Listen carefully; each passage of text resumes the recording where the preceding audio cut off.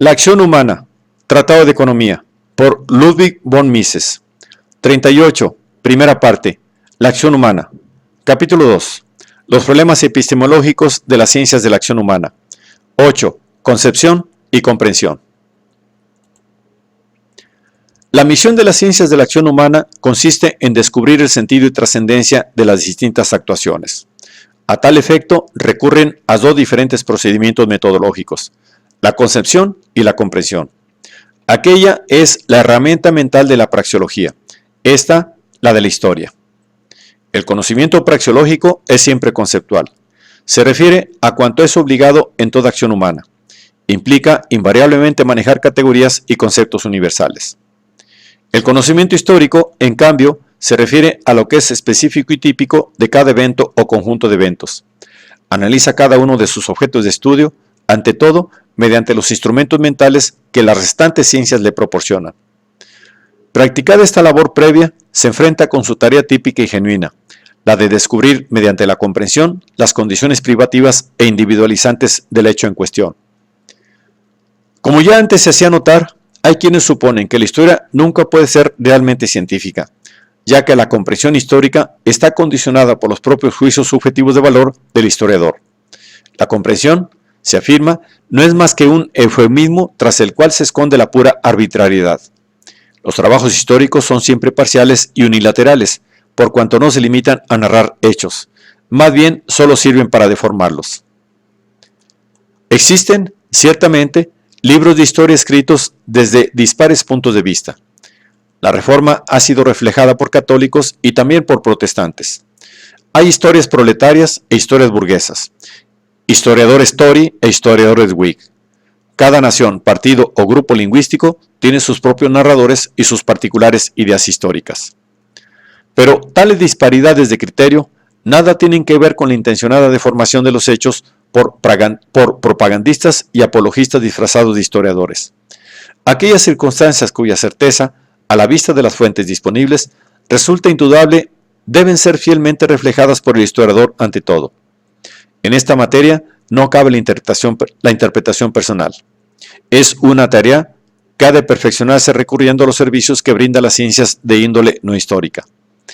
El historiador advierte los fenómenos, que después reflejará mediante el ponderado análisis crítico de las fuentes. Siempre que sean razonablemente fidedignas y ciertas las teorías de las ciencias no históricas que el historiador maneje al estudiar sus fuentes, no es posible ningún arbitrario desacuerdo respecto al establecimiento de los fenómenos en cuanto tales. Las afirmaciones del historiador son correctas o contrarias a los hechos, lo cual resulta fácil comprobar a la vista de los oportunos documentos. Tales afirmaciones, cuando las fuentes no brindan información bastante, puede ser que adolezcan de vaguedad. En tal caso, los respectivos puntos de vista de los autores tal vez discrepen, pero siempre habrán de basar sus opiniones en una racional interpretación de las pruebas disponibles. Del debate quedan, por fuerza, excluidas las afirmaciones puramente arbitrarias.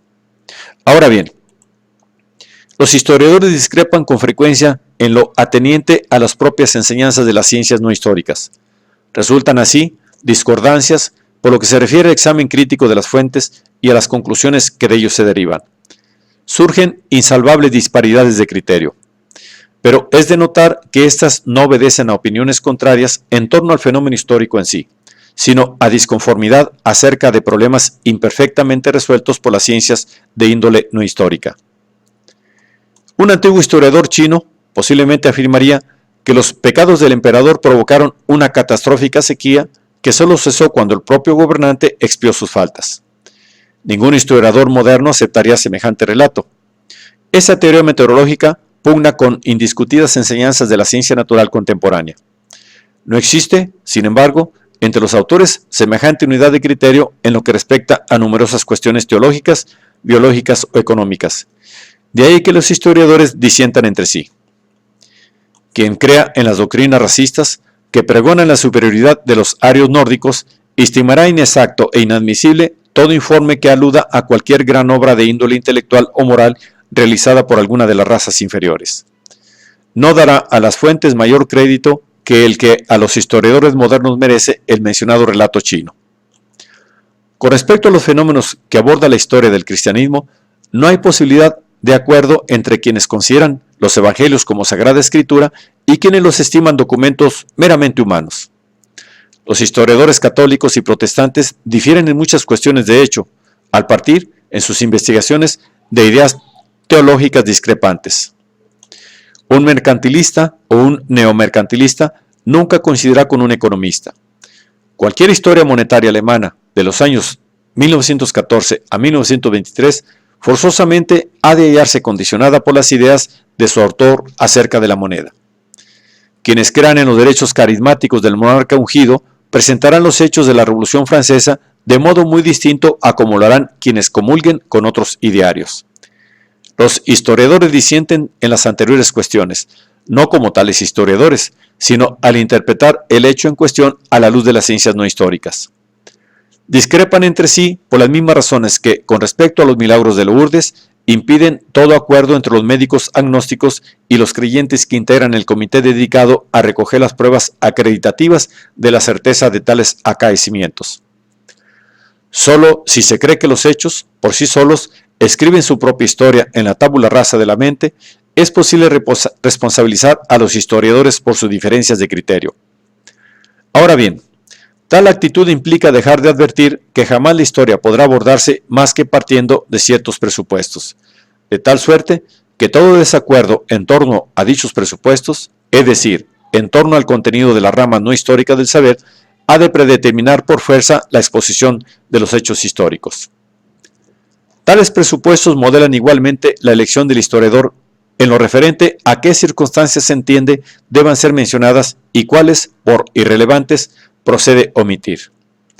Ante el problema de por qué cierta vaca no produce leche, un veterinario moderno para nada se preocupará de si el animal ha sido maldecido por una bruja. Ahora bien, hace 300 años, su despreocupación al respecto no hubiera sido tan absoluta. Del mismo modo, el historiador elige, de entre la infinidad de acaecimientos anteriores al hecho examinado, aquellos capaces de provocarlo, o de retrasar su aparición, descartando aquellas otras circunstancias carentes, según su personal concepción de las ciencias no históricas, de cualquier influjo. Toda mutación en las enseñanzas de las ciencias no históricas exige, por consiguiente, una nueva exposición de la historia.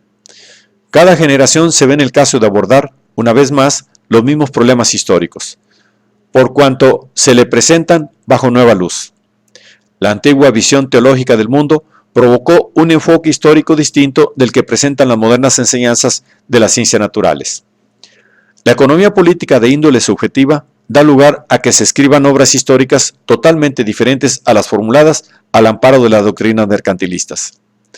Las divergencias, que por razón de las anteriores disparidades de criterio, puedan registrar los libros de los historiadores, evidentemente no son consecuencia de una supuesta imperfección o inconcreción de los estudios históricos.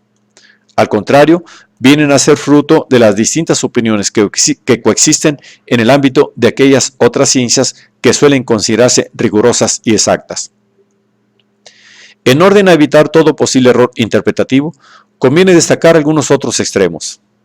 Las divergencias de criterio que nos vienen ocupando nada tienen en común con los supuestos siguientes. 1. La voluntaria distorsión de los hechos con fines engañosos. 2. El pretender ensalzar o condenar determinadas acciones desde puntos de vista legales o morales. 3. El consignar, de modo incidental, observaciones que impliquen juicios valorativos dentro de una exposición de la realidad rigurosa y objetiva. No se perjudica la exactitud y certeza de un tratado de bacteriología porque su autor, desde un punto de vista humano, considere fin último la conservación de la vida y, aplicando dicho criterio, califique de buenos los acertados métodos para destruir microbios y de malos los sistemas en ese sentido ineficaces.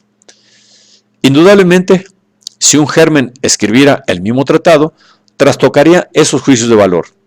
Sin embargo, el contenido material del libro será el mismo en ambos casos. De igual modo, un historiador europeo, al tratar de las invasiones mogólicas del siglo XIII, puede hablar de hechos favorables o desfavorables al ponerse en el lugar de los defensores de la civilización occidental.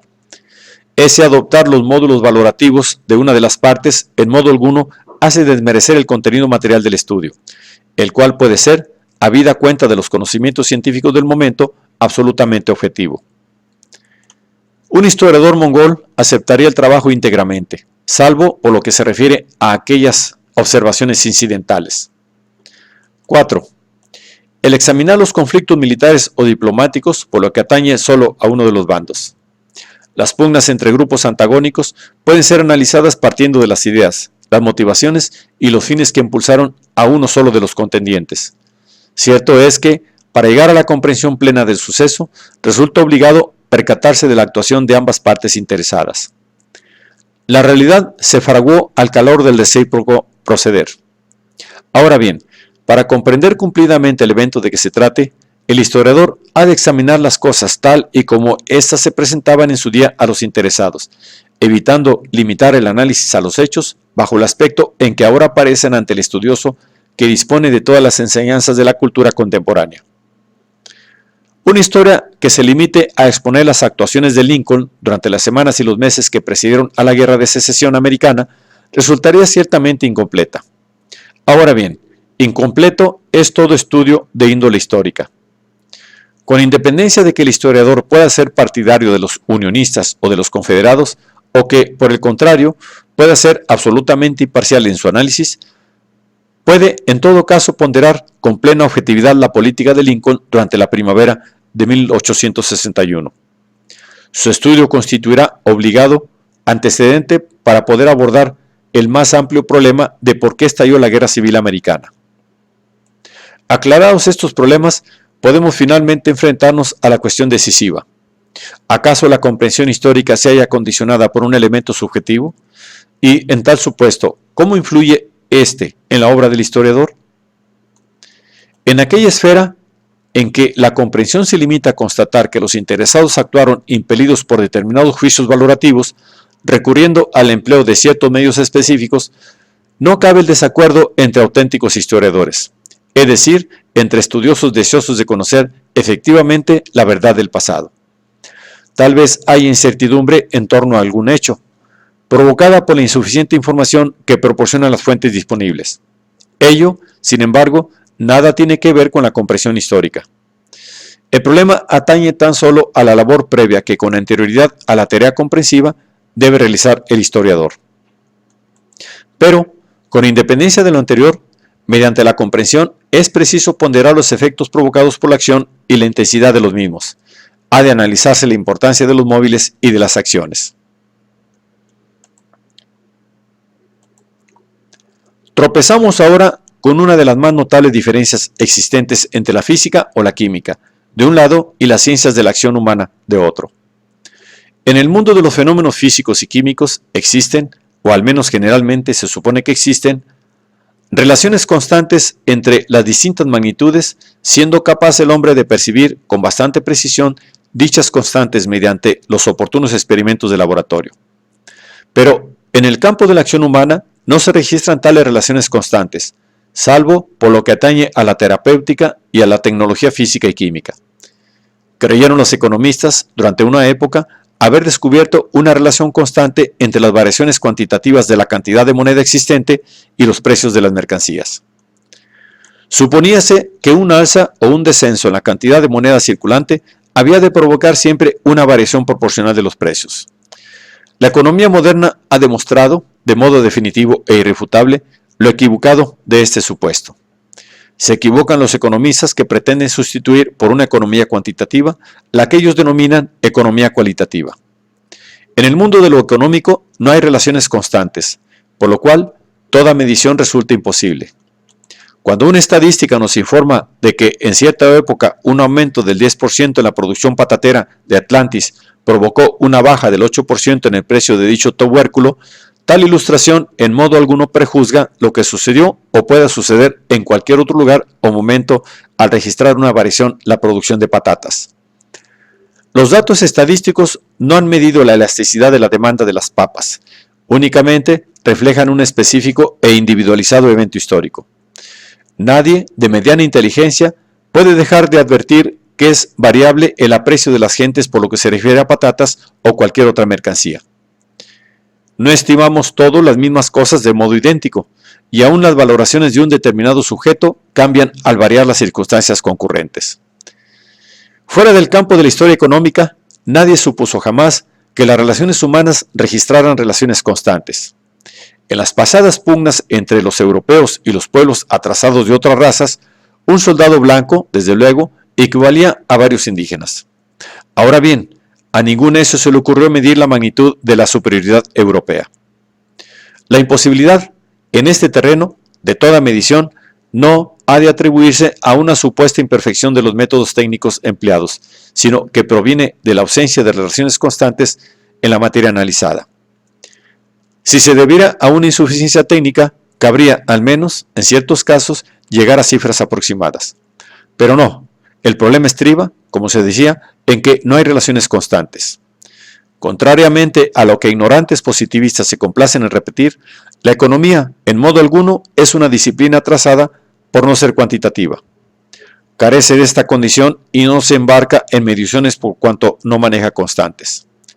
Los datos estadísticos referentes a realidades económicas son datos puramente históricos.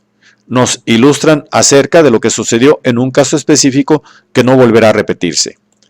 Los fenómenos físicos pueden interpretarse sobre la base de las relaciones constantes descubiertas mediante la experimentación. Los hechos históricos no admiten tal tratamiento. El historiador puede registrar todos los factores que contribuyeron a provocar un cierto evento, así como aquellas otras circunstancias que se oponían a su aparición, las cuales pudieron retrasar o paliar el efecto finalmente conseguido.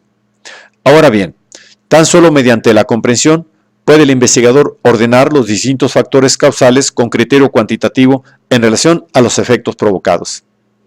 Ha de recurrir forzosamente a la comprensión si quiere asignar a cada uno de los n factores concurrentes su respectiva importancia para la aparición del efecto P. En el terreno de la historia, la comprensión equivale, por así decirlo, al análisis cuantitativo y a la medición. La técnica podrá ilustrarnos acerca de cuál deba ser el grosor de una plancha de acero para que no la perfore la bala de un Winchester disparada a una distancia de 300 metros. Tal información nos permitirá saber por qué fue o no fue alcanzado por determinado proyectil un individuo situado detrás de una capa de acero de cierto espesor. La historia, en cambio, es incapaz de explicar con semejante simplicidad por qué se han incrementado en un 10% los precios de la leche, por qué el presidente Roosevelt venció al gobernador Dewey en las elecciones de 1944, o por qué Francia, de 1870 a 1940, se gobernó por una constitución republicana. Estos problemas solo pueden abordarse mediante la comprensión. La comprensión aspira a ponderar la importancia específica de cada circunstancia histórica. No es lícito, desde luego, al manejar la comprensión, recurrir a la arbitrariedad o al capricho. La libertad del historiador se halla limitada por la obligación de explicar racionalmente la realidad. Su única aspiración debe ser la de alcanzar la verdad. Ahora bien, en la comprensión aparece por fuerza un elemento de subjetividad. Está siempre matizada por la propia personalidad del sujeto y viene, por tanto, a reflejar la mentalidad del expositor. Las ciencias a priorísticas, la lógica, la matemática y la praxeología aspiran a formular conclusiones universalmente válidas para todo ser que goce de la estatura lógica típica de la mente humana. Las ciencias naturales buscan conocimientos válidos para todos aquellos seres que no solo disponen de la facultad humana de razonar, sino que se sirven además de los mismos sentidos que el hombre. La uniformidad humana, por lo que atañe a la lógica y a la sensación, confiere a tales ramas del saber su validez universal. Sobre esta idea se ha orientado hasta ahora la labor de los físicos. Solo últimamente han comenzado dichos investigadores a advertir las limitaciones con que en sus tareas tropiezan y, repudiando la excesiva ambición anterior, han descubierto el principio de incertidumbre. Admiten ya la existencia de cosas inobservables cuya inobservabilidad es cuestión de un principio epistemológico. La comprensión histórica nunca puede llegar a conclusiones que hayan de ser aceptadas por todos. Dos historiadores, pese a que coincidan en la interpretación de las ciencias no históricas y convengan en los hechos concurrentes en cuanto quepa dejar estos sentados sin recurrir a la comprensión de la respectiva importancia de los mismos, pueden hallarse, sin embargo, en total desacuerdo cuando se trate de aclarar este último extremo. Tal vez coincidan en que los factores A, B y C contribuyeron a provocar el efecto P. Y, sin embargo, pueden disentir gravemente al ponderar la relevancia de cada uno de dichos factores en el resultado finalmente producido. Por cuanto la comprensión aspira a calibrar la respectiva relevancia de cada una de las circunstancias concurrentes, resulta terreno abonado para los juicios subjetivos. Naturalmente, estos no son juicios de valor ni reflejan las preferencias del historiador, son juicios de relevancia. Los historiadores pueden disentir por diversas razones. Tal vez sustenten diferentes criterios por lo que respecta a las enseñanzas de las ciencias no históricas. Tal vez sus diferencias surjan de sus respectivos conocimientos, más o menos perfectos, de las fuentes, y tal vez difieran por sus ideas acerca de los motivos y aspiraciones de los interesados o acerca de los medios que al efecto aplicaron. Ahora bien, en todas estas cuestiones se puede llegar a fórmulas de aveniencia previo a un examen racional objetivo de los hechos. No es imposible alcanzar un acuerdo, en términos generales, acerca de tales problemas. En cambio, a las discrepancias entre historiadores, con motivo de sus respectivos juicios de relevancia, no se puede encontrar soluciones que todas forzosamente hayan de aceptar. Los métodos intelectuales de la ciencia no difieren específicamente de los que el hombre corriente aplica en su cotidiano razonar. El científico utiliza las mismas herramientas mentales que el ego, pero las emplea con mayor precisión y pericia. La comprensión, en modo alguno, es privilegio exclusivo de historiadores. Todo el mundo se sirve de ella. Cualquiera, al observar las condiciones de su medio ambiente, adopta una actitud de historiador. Al enfrentarse con la incertidumbre de futuras circunstancias, todos y cada uno recurren a la comprensión. Mediante ella, aspira el especulador a comprender la respectiva importancia de los diversos factores intervinientes que plasmarán la realidad futura. Porque la acción, hagámoslo notar desde ahora al iniciar nuestras investigaciones, se enfrenta siempre y por fuerza en el futuro, es decir, con circunstancias inciertas, por lo cual el actuar tiene invariablemente carácter especulativo. El hombre mira al futuro, por así decirlo, con ojos de historiador. Historia natural e historia humana. La cosmología, la cosmogonía, la geología y las ciencias que se ocupan de las acaecidas mutaciones biológicas son todas ellas disciplinas históricas, por cuanto el objeto de su estudio consiste en hechos singulares que sucedieron en el pasado. Ahora bien, tales ramas del saber se atienen exclusivamente al sistema epistemológico de las ciencias naturales, por lo cual no precisan recurrir a la comprensión. A veces se ven obligadas a ponderar magnitudes de un modo solo aproximado. Dichos cálculos estimativos no implican, sin embargo, juicios de relevancia. Se trata simplemente de determinar relaciones cuantitativas de un modo menos perfecto que el que supone la medición exacta. Nada tiene ello que ver con aquella situación que se plantea en el campo de la acción humana que se caracteriza por la ausencia de relaciones constantes. Por eso, al decir historia, pensamos exclusivamente en historia de las actuaciones humanas, terreno en el que la comprensión constituye la típica herramienta mental. Contra la afirmación de que la moderna ciencia natural debe al método experimental todos sus triunfos, suele aducirse el caso de la astronomía. Ahora bien, la astronomía contemporánea es esencialmente la aplicación a los cuerpos celestes de leyes físicas descubiertas en nuestro planeta de modo experimental. Antiguamente, los estudios astronómicos suponían que los cuerpos celestes se movían con arreglo a órbitas inmutables. Copérnico y Kepler intentaban adivinar simplemente qué tipo de curva describía la Tierra alrededor del Sol. Por estimarse la circunferencia como la curva más perfecta, Copérnico la adoptó en su hipótesis. Por una conjetura similar, Kepler más tarde recurrió a la elipse. Solo a partir de los descubrimientos de Newton llegó a ser la astronomía una ciencia natural en sentido estricto.